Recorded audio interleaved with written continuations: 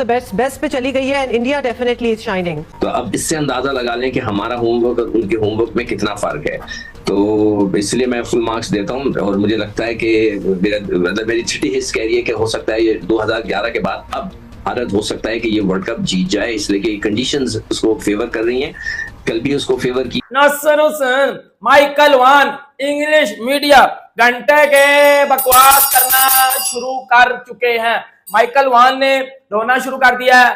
Twitter के ऊपर Michael वान ने वसीम जाफर के साथ जो है वो रंडी रोना लगा लिया है। थ्रू आउट जो इंडिया की परफॉर्मेंस इस इवेंट में रही, इंडिया आपको नजर आ रहा है वर्ल्ड कप जीता हुआ या उसके अगेंस्ट जो साउथ अफ्रीका है वो? आईसीसी जो यकीन तो बीसीसीआई का होल्ड है, मगर ये वेस्ट इंडीज में तो मैचेस खेलने गए, बारिश होते गई, मगर फिर भी फाइनल होने जा रहा है 29 तारीख को। फेवरेट इंडिया, क्योंकि हमने ये देखा कि पहली बार नहीं है कि इंडिया जब किसी सेमीफाइनल में जाता है या इंडिया फाइनल में जाता है तो पूरी वर्ल्ड में इस चीज का शोर जरूर मचता है। हमेशा बीसीसीआई इक्वल टू आईसीसी आता है। इवन 2023 के अंदर जो चिप बॉल करके इन्होंने जो रोला डाली रखा, हमेशा इस चीज को आप कह लें कि वो रोला और शोर जो है वो लोग मचा कर रखते हैं कि भाई ये इंडिया को फेवर दी गई, वो इंडिया को फेवर दी गई। अगर आपने मैच के दौरान एक फुटेज देखी हो कि बीसीसीआई के जो सेक्रेटरी है जय शाह, वो गयाना क्रिकेट एसोसिएशन के प्रेसिडेंट के साथ बैठे हुए थे। वो इंडियन ओरिजिन के मुस्लिम थे। तो ये कल वाली सेमीफाइनल की पिच भी इंडिया के फेवर के लिए बनाई गई। तो मेरे ख्याल में लेवल प्लेइंग फील्ड दी जानी चाहिए, लेकिन इंडिया के पास क्योंकि पैसा है, उसके बहुत ज्यादा ये जो है मुझे खुद यकीन नहीं आता कि इंग्लैंड, ऑस्ट्रेलिया, न्यूजीलैंड तो बड़ी बड़ी बातें करते हैं इनका कि जी हम लोग सारा उनका कंट्रोल होता है, मगर वो भी भारत को कुछ नहीं कह सकते।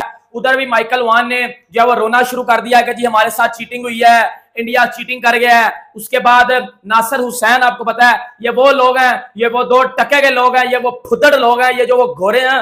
उत्तर आपसे बदला लिया 2022 का। सिकंदर, पहले तो कल का मैच का एनालिसिस आप दे दें, बिकॉज अब बात तो बेस्ट ऑफ द बेस्ट पे चली गई है and India definitely is shining. देखा, मैंने आपसे पहले भी कहा था कि ये जो कंडीशंस हैं भारत को सूट करती हैं, इसलिए कि हमारे सब कॉन्टिनेंट की जो कंडीशंस हैं वो वेस्ट इंडीज जैसी हैं।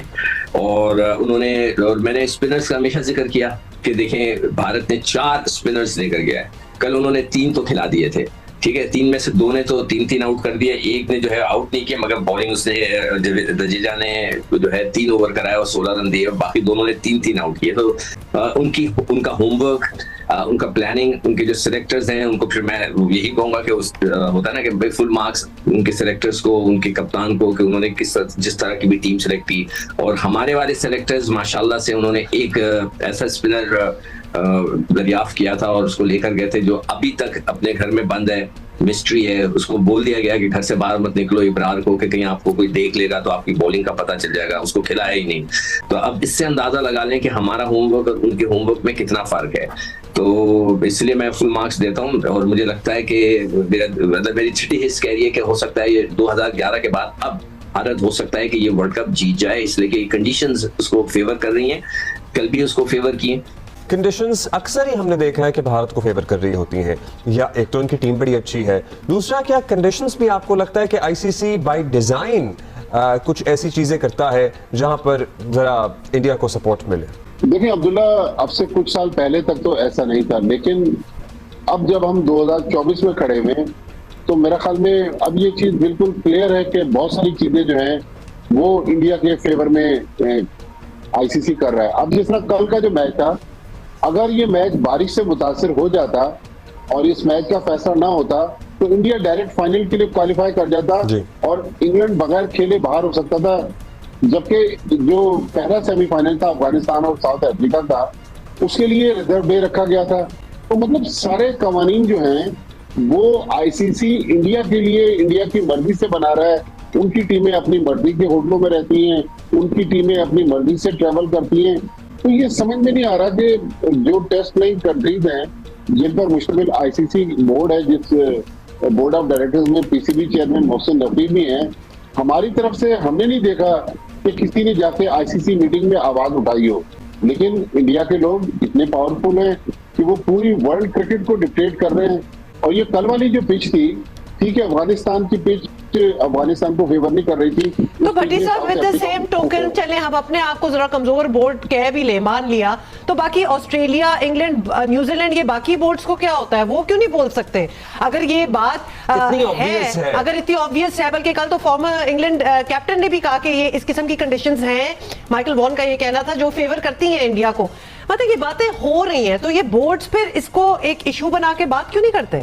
देखिए, इंडिया जो है, मैंने आपसे अर्ज किया कि वर्ल्ड क्रिकेट में डोमिनेट कर रहा है, चाहे ऑस्ट्रेलिया हो, चाहे इंग्लैंड हो, इवन जो छोटे कंट्रीज हैं लाइक अफगानिस्तान, आयरलैंड, जिम्बाब्वे, वो भी इंडिया के नीचे लगे हुए हैं।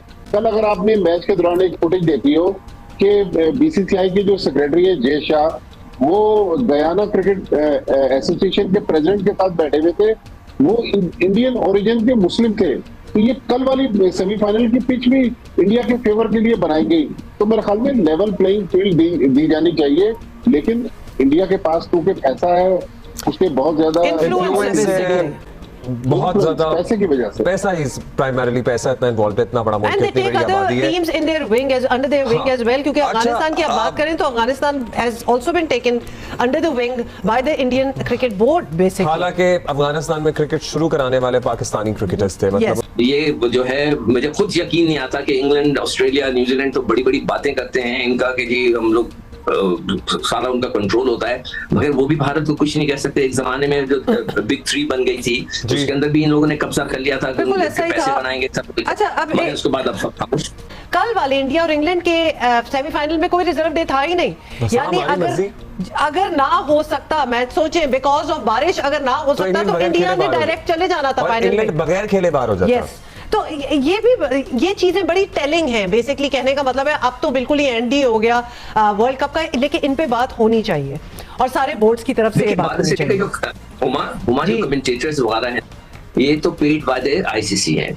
किसी एक कमेंटेटर ने ये नहीं कहा कि ये पिच जो है इस सेमीफाइनल के लिए फिट नहीं है, एक ने नहीं कहा। मैं वैसे पूरा मैच कमेंट्री देखा तो पे भी बॉल टू बॉल सिकंदर वी देखा। Have our reservations over there कि वो कितनी बायस टुवर्ड्स इंडिया रही है थ्रू आउट कमेंट्री, tournament। अच्छा, वो तो अभी- आपने भी नोटिस किया। है, हमारे साथ ये किया गया, हमारे साथ वो किया गया। आपको पता है, मैच से पहले माइकल वॉन ने 3-4 स्टेटमेंट दी थी। एक स्टेटमेंट इसने ये दी थी कि जी इंडिया की व्हाइट बॉल की जो टीम है वो इंग्लैंड के सामने कुछ नहीं है।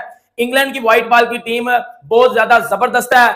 Jos Buttler will destroy India again. भाईजान, जो उसने डिस्ट्रॉय किया वो आप सबने देख लिया कि उसकी पैट शॉट जो रिवर्स स्वीप है उस पे बटलर को आउट किया। This is the beauty of Indian cricket. और इन्होंने अब रंडी रोना लगा लिया है। फिर माइकल वॉन ने बोला कि साउथ अफ्रीका वर्सेस इंग्लैंड का फाइनल होगा, इंडिया चोक कर देगा क्योंकि इंडिया चोकर है। नासिर हुसैन ने भी बोला था कि इंडिया अब उस स्टेज में आ चुका है कि एक भी मैच हारेगा तो बाहर हो जाएगा। ये वो मैच है इंग्लैंड वाला जिसमें इंडिया हारेगा। कीवन पीटरसन ने भी बोला था कि टीम इंडिया इंग्लैंड के सामने नहीं चल सकेगी। इन्होंने अलग अलग स्टेटमेंट दिए थे। ये बड़ा ज्यादा ओवर कॉन्फिडेंस में चले गए थे। वो पाकिस्तानी कुछ 2% के जो क्रिकेटर हैं या फुदड़वाम की तरह, लेकिन ये भी चले गए थे। लेकिन फिर रात को रोहित शर्मा ने पकड़ के बजा दिया रात को रोहित शर्मा ने पकड़ के। अब वो माइकल वॉन आया बाहर, और इंग्लिश मीडिया की बात भी करता हूँ कि इंग्लिश मीडिया ने क्या बात की, लेकिन सबसे पहले ना माइकल वॉन को ना स्टेज पे लटाना मैंने, क्योंकि ये बंदा नहीं सुधरने वाला। इतना कोई हरामी किस्म का ये बंदा है, इतना कोई मैं कहता हूँ दिनों का ये इंसान है, ये नहीं सुधरेगा, ये बंदा नहीं सुधरेगा। अब माइकल वॉन कह रहा है कि जी हमारे साथ चीटिंग की गई है, हमारे साथ चीटिंग की गई है। जब इंडिया बारिश से पहले खेल रहा था तो इंडिया स्ट्रगल कर रहा था। जब इंडिया बारिश के बाद आया तो उसके बाद इंडिया किस तरह तेज खेला है, इंडिया ने किस तरह अपना गेयर बदला है। जरूर जो है वो पिच में कुछ बदलाव किया गया है, जरूर पिच ज्यादा स्लो की गई है, जरूर पिच को इतना स्लो कर दिया गया है कि रोहित शर्मा को बता दिया गया था कि जी अब पिच स्लो कर दी गई है। ये पाकिस्तानी जर्नलिस्ट की तरह, ये पाकिस्तानी मीडिया की तरह ये घोड़े भी भाईजान, ये कुछ कम तो नहीं है।